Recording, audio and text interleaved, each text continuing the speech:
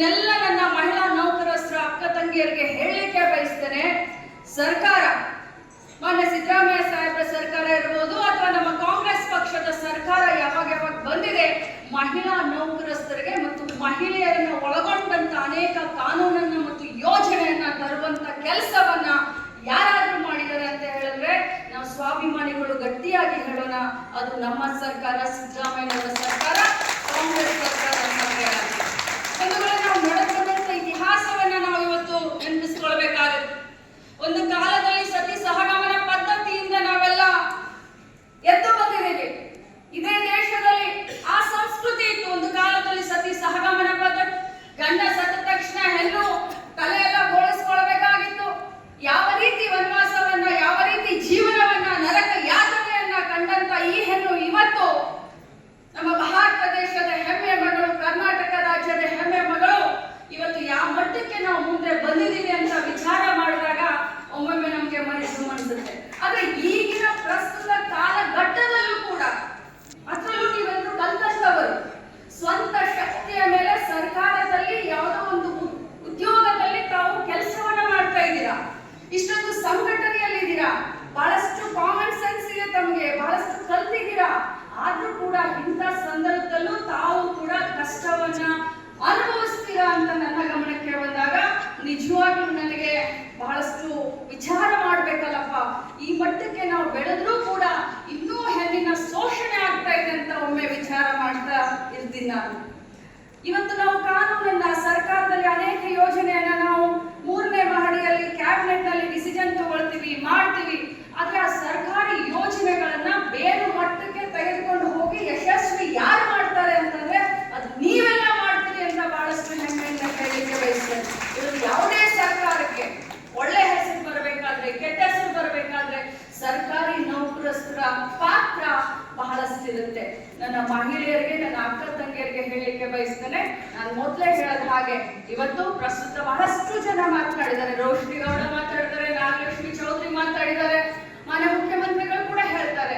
ಮಹಿಳಾ ಸಬಲೀಕರಣದ ನಮ್ಮ 5 ಗ್ಯಾರಂಟಿಯಲ್ಲಿ 3 ಗ್ಯಾರಂಟಿ ಮಹಿಳಾ ಸಬಲೀಕರಣಕ್ಕೆ ನಾವು ತೆಗೆದುಕೊಂಡು ಬಂದಿದ್ದೀವಿ. ಗೃಹಲಕ್ಷ್ಮಿ, ಶಕ್ತಿ, ಬಹಳಷ್ಟು ಅನ್ನಭಾಗ್ಯ. ಆದ್ರೆ ಅದರ ಜೊತೆಯಲ್ಲಿ ಮೊನ್ನೆ ನಡೆದಂತ ನಮ್ಮ ICDS ಕಾರ್ಯಕ್ರಮ 50 ವರ್ಷದ ಸ್ವರ್ಣ ಸಂಭ್ರಮವನ್ನ ಮಾಡಿದಂತ ಸಂದರ್ಭದಲ್ಲಿ ಹೊಸದಾಗಿ ಅಕ್ಕ ಪಡೆ ಅಂತ ಹೇಳಿ ಮಹಿಳೆಯರ ಸುರಕ್ಷತೆಗೆ ಆದ್ಯತೆಯನ್ನ ಕೊಡಬೇಕು ಅಂತ ಹೇಳಿ ಅಕ್ಕ ಪಡೆಯನ್ನ 31 ಜಿಲ್ಲೆಯಲ್ಲಿ ನಾವು ನಮ್ಮ ಇಲಾಖೆ, ಮಹಿಳಾ ಮಕ್ಕಳ ಕಲ್ಯಾಣ ಇಲಾಖೆಯ ಜೊತೆಯಲ್ಲಿ ಗೃಹ ಇಲಾಖೆಯ ಸಂಯೋಗದೊಂದಿಗೆ ನಾವು ಪ್ರಾರಂಭ ಮಾಡ್ತಾ ಇದ್ದೇವೆ.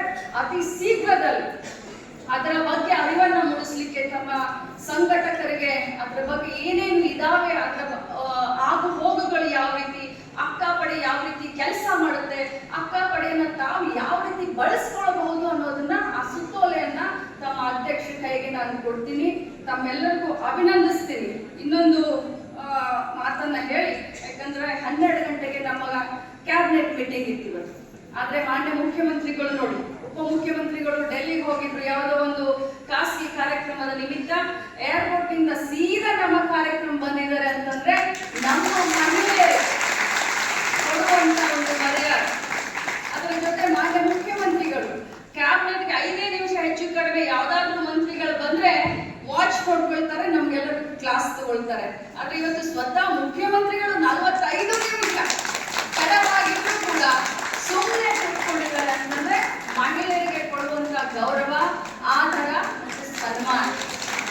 ಒಂದು ವೇಳೆ ನಾವು ಯಾವತ್ತಿಗೂ ಒಂದು ಮಾತನ್ನ ಹೇಳ್ತೀನಿ, ನಾವು ಹೆಣ್ಮಕ್ಳು ಸ್ವಾಭಿಮಾನಿಗಳು.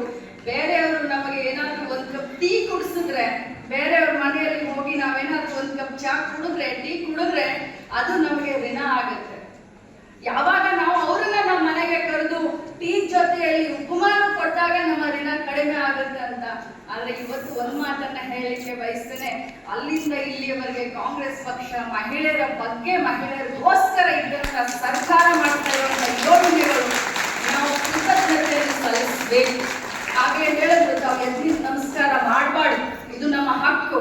ಆ ಹಕ್ಕನ್ನ ಇವತ್ತು ಋತುಚಕ್ರ ರಜೆಯನ್ನ 1 ವರ್ಷಕ್ಕೆ 12 ದಿನ, ಪಾಪ ರೋಶ್ನಿ ಓದ್ಬೇಕಾದ್ರೆ ಏನೋ ಹೆಚ್ಚು ಕಡಿಮೆ ಮಾಡಿದ್ರು.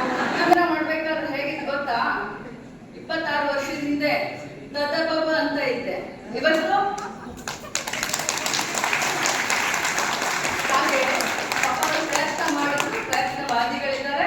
ನನ್ನ ಇಲಾಖೆಯಲ್ಲಿ ಈ ಮಹಿಳಾ ನೌಕರರ ಸಂಘಕ್ಕೆ ಒಂದು ಆಫೀಸ್ಗೆ ಮಾನ್ಯ ಹೊರಟ್ಟಿ ಸಾಹೇಬರು ಹೇಳಲಿಕ್ಕೆ ಒಂದು ಆಫೀಸ್ ಅನ್ನು ಕೊಟ್ಟಿದ್ದೇನೆ. ನಾನು ಮಾನ್ಯ ಮುಖ್ಯಮಂತ್ರಿಗಳ ಹತ್ರ ಚರ್ಚೆ ಮಾಡಿ, ಯಾಕಂದ್ರೆ ನಾನು ಒಬ್ಬ ಮಹಿಳೆ ಇದ್ದೇನೆ, ಸೊ ಖಂಡಿತವಾಗ್ಲೂ ತಮ್ಮನ್ನ ಅಲ್ಲಿಂದ ಹೊರಗಡೆ ಕಳಿಸಲ್ಲ. ಯಾಕಂದ್ರೆ ಅದು ನನ್ನ ಮರ್ಯಾದೆ ಪ್ರಶ್ನೆ. ನಾನು ಯಾವತ್ತೂ ನನ್ನ ಬಿಟ್ಕೊಡೋದಿಲ್ಲ. ಮಾನ್ಯ ಮುಖ್ಯಮಂತ್ರಿಗಳ ಪರ್ಮಿಷನ್ ತೆಗೆದುಕೊಂಡು ಉಪಮುಖ್ಯಮಂತ್ರಿಗಳ ಹತ್ರ ಮಾತನಾಡಿ ತಮಗೆ ಅದನ್ನ ಆಫೀಸನ್ನ ಯಾವ ರೀತಿ ನಾವು ಕೊಡಬಹುದು ಅನ್ನೋದ್ರ ಬಗ್ಗೆ ನಾನು ಗಮನ ಹರಿಸ್ತೀನಿ ಅಂತ ಹೇಳಿ ತಾವೆಲ್ಲರೂ ಅಭಿನಂದನೆ ಸಲ್ಲಿಸ್ತೀನಿ. ಕಾನೂನಿನ ಅರಿವು, ತಮ್ಮ ಹಕ್ಕಿನ ಅರಿವನ್ನ ತಾವು ಇಟ್ಕೊಳ್ಬೇಕು. ಅವಾಗ ಬೇರೆಯವರಿಗೆ ಕಾನೂನಿನ ಅರಿವು ಮತ್ತು ಹಕ್ಕಿನ ಅರಿವನ್ನ ಕೊಡ್ಲಿಕ್ಕೆ ಸಾಧ್ಯ. ಸಂವಿಧಾನ ಶಿಲ್ಪಿ ಡಾಕ್ಟರ್ ಅಂಬೇಡ್ಕರ್ ಅವರ ಕಂಡಂತ ಕನಸು ನನಸಾಗಲಿಕ್ಕೆ ಸಾಧ್ಯ ಅಂತ ಹೇಳ್ತಾ ಇನ್ನೊಮ್ಮೆ ತಮ್ಮೆಲ್ಲರಿಗೂ ಅಭಿನಂದಿಸಿ ನನ್ನ ಮಾತು